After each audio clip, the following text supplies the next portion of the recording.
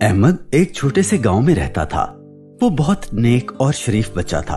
वो चाहता था कि एक बड़ा आदमी बनकर दुनिया को खूबसूरत बनाए। इसके लिए वो नए नए तरीके सोचता रहता। एक दिन उसने एक बूढ़े आदमी को देखा जो हंसता मुस्कुराता वहां से गुजर रहा था।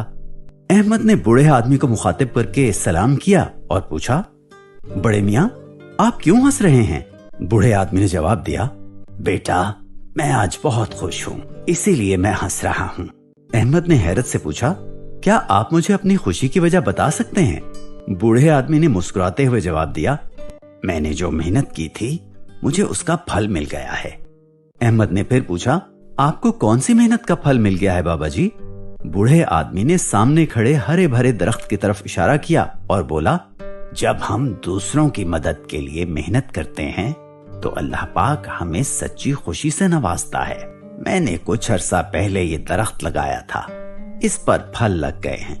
मैंने दूसरों के लगाए गए दरख्तों से फल खाए थे, अब दूसरे मेरे लगाए गए दरख्त से फल खाएंगे।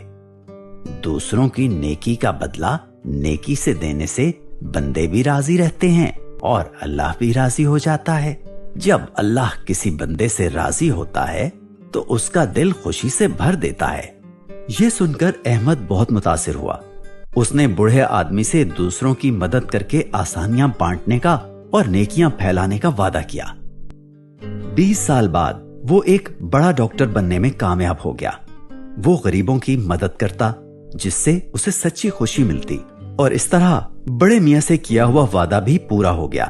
सच है कि दूसरों के लिए आसानियां बांटने से अल्लाह राजी होता है और वो बंदे को सच्ची खुशियां अता करता है।